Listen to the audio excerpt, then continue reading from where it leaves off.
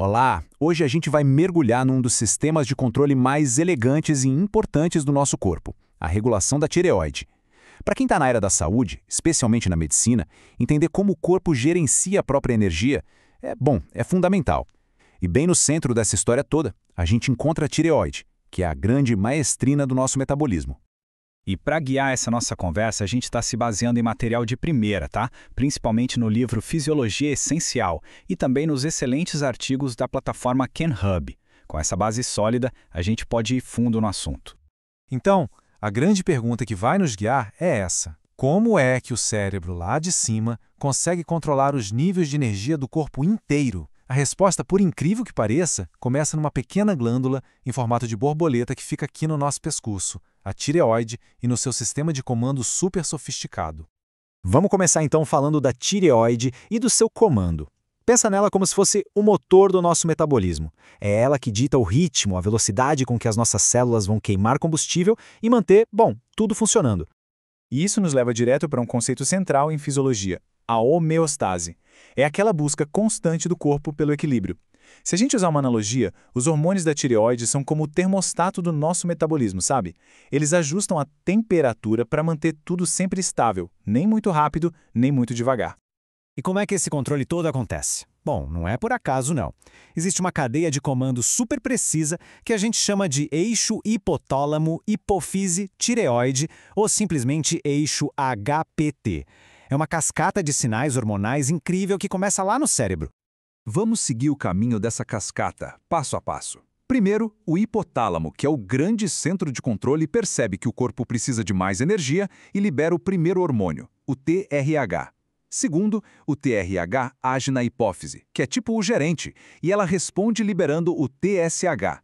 E terceiro, o TSH viaja pela corrente sanguínea até chegar na tireoide com a ordem final. Pode produzir os hormônios T3 e T4. É uma hierarquia perfeita.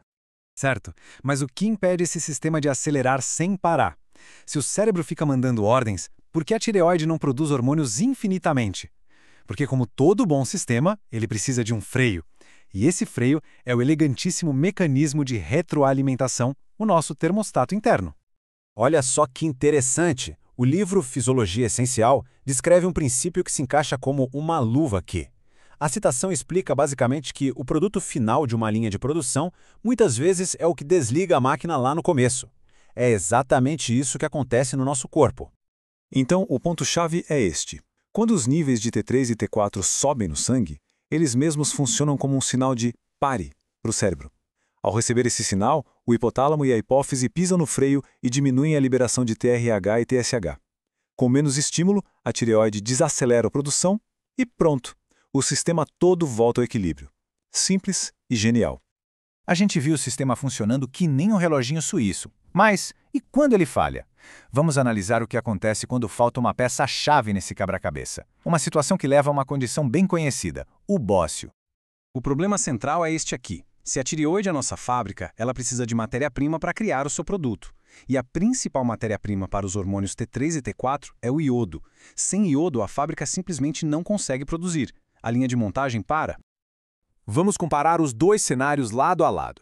Num eixo funcionando bem, à esquerda, os níveis de T3 e T4 estão adequados, o feedback negativo está ativo e os níveis de TSH ficam controlados. Agora olha o que acontece à direita, na deficiência de iodo. Os níveis de T3 e T4 estão sempre baixos. E qual é o resultado? O feedback negativo simplesmente não acontece. O cérebro nunca recebe o sinal para parar e continua mandando TSH sem descanso. E qual é a consequência disso? Imagina uma fábrica recebendo ordens de produção sem parar, 24 horas por dia, 7 dias por semana, mesmo sem ter matéria-prima. O que acontece com a estrutura dessa fábrica? A resposta é a hiperplasia celular. E aqui está o pulo do gato. O TSH não só dá a ordem de produza, ele também age como um fator de crescimento, quase um fertilizante para as células da tireoide. Com esse estímulo constante e altíssimo, as células começam a se multiplicar, numa tentativa desesperada de atender a uma demanda impossível. O resultado visível e clínico de toda essa hiperplasia é o bócio, o aumento anormal da glândula tireoide. A fábrica, tentando desesperadamente cumprir as ordens, cresce de tamanho, mesmo sem conseguir produzir. É a consequência física de uma falha grave no sistema de feedback. E por que entender essa dinâmica é tão crucial na prática? por causa deste número, 90%. Quase 90% dos casos de hipotireoidismo são primários. Isso significa que o problema está na própria tireoide, na fábrica.